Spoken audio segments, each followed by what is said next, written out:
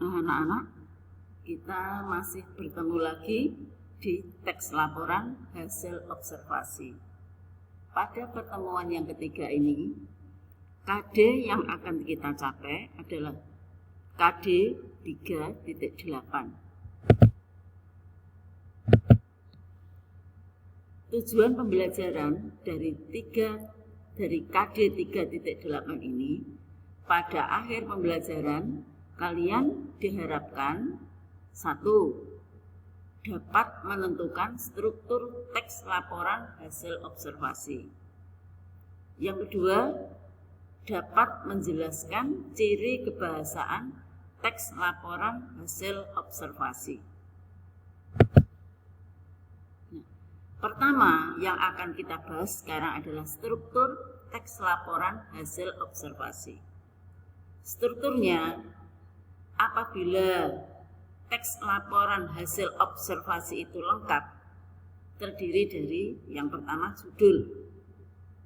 Judul ini menggambarkan isi karangan, judul. Yang pertama itu yang judul. Yang kedua, pernyataan umum. Pernyataan umum atau orang sering juga menamakan dengan definisi umum atau klasifikasi umum.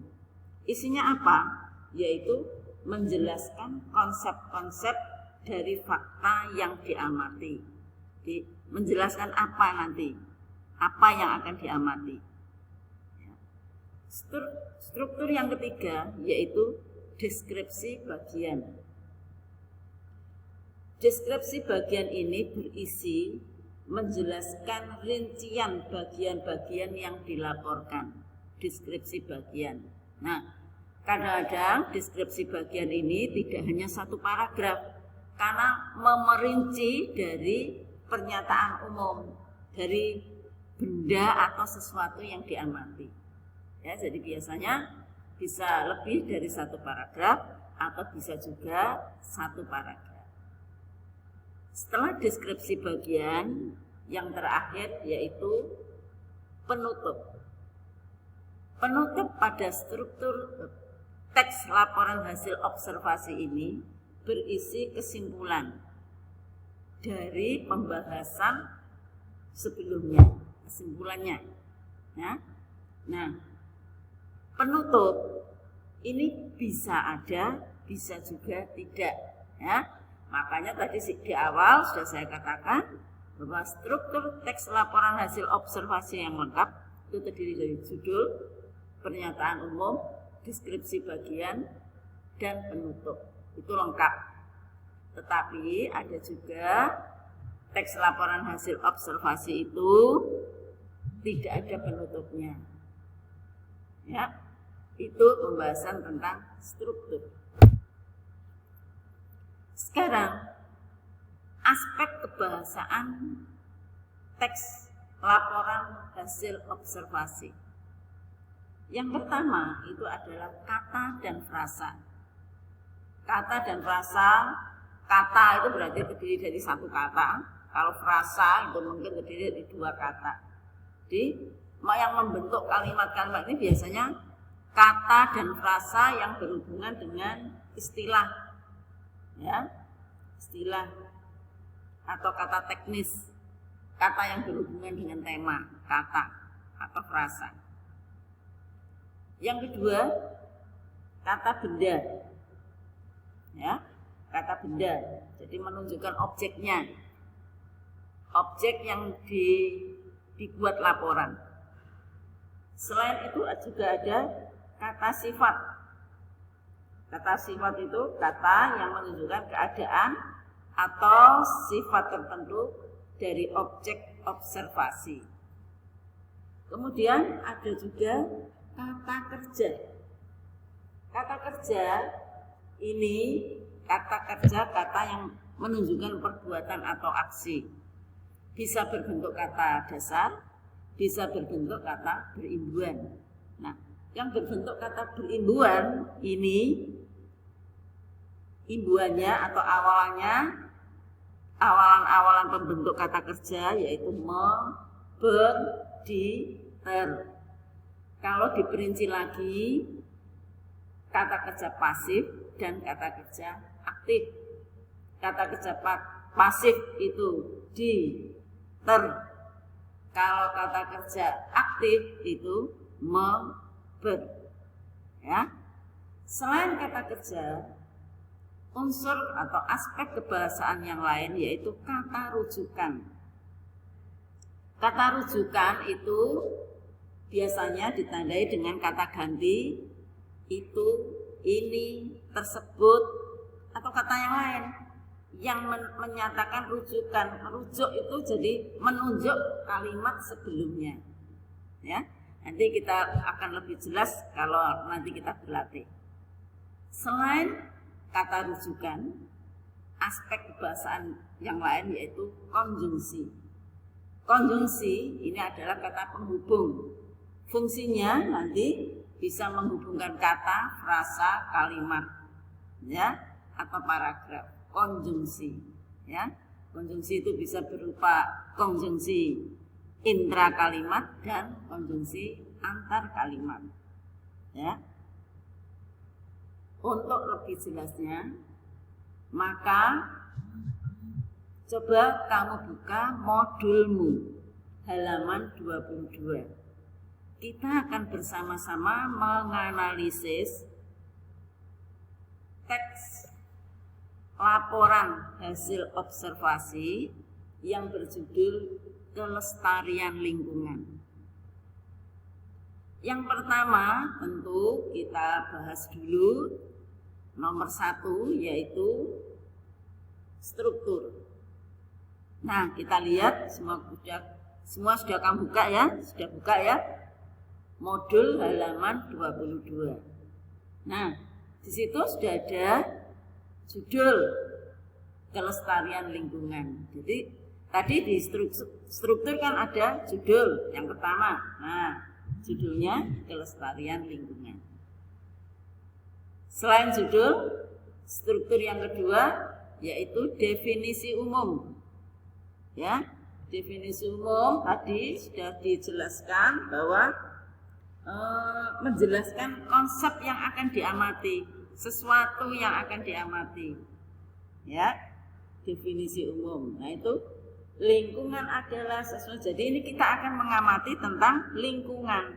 Judulnya kan kelestarian lingkungan. Jadi yang akan kita amati adalah tentang lingkungan. Nah, pada definisi umum dijelaskan lingkungan adalah kalau itu kamu yang akan kamu amati itu hewan peliharaan, ya biasa misalnya anjing. Anjing adalah hewan peliharaan. Jadi ini kamu menjelaskan apa yang akan diuraikan pada laporanmu itu tadi, ya. Struktur yang kedua yaitu deskripsi bagian. Nah, kamu lihat pada deskripsi bagian ya, menjelaskan dalam lingkungan hidup itu terdapat apa saja. Ya, dijelaskan di sini. Lingkungan hidup itu dibagi menjadi berapa? Ya, semuanya dijelaskan pada deskripsi bagian. Nah, teks laporan hasil observasi yang ada di modul ini lengkap karena ada simpulan. Ya, tadi di awal sudah saya jelaskan bahwa simpulan itu boleh ada, boleh tidak. Nah, tapi yang ada di modul ini adalah contoh laporan hasil observasi yang lengkap, simpulan ada. Ya, kamu lihat itu. Kemudian aspek kebahasaan dari wacana kelestarian lingkungan. Yang pertama, kata dan frasa. Kamu lihat di modulmu halaman 13. Ya. Maaf, bukan 13, yang saya maksud adalah halaman 23. Ya. Yang pertama itu satu, kata dan frasa. Nah, ini tadi di awal sudah disinggung, kata dan frasa yang dimaksud di sini adalah biasanya dikemukakan adalah kata-kata teknisnya. kata-kata yang berhubungan dengan tema, istilah yang berhubungan dengan tema, apa yang diamati. Nah, ini diambil kata hayati, ya, itu kata.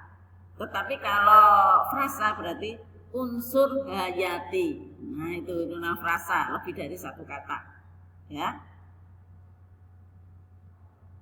Itu bisa kamu lihat di paragraf 2. Kemudian kata benda.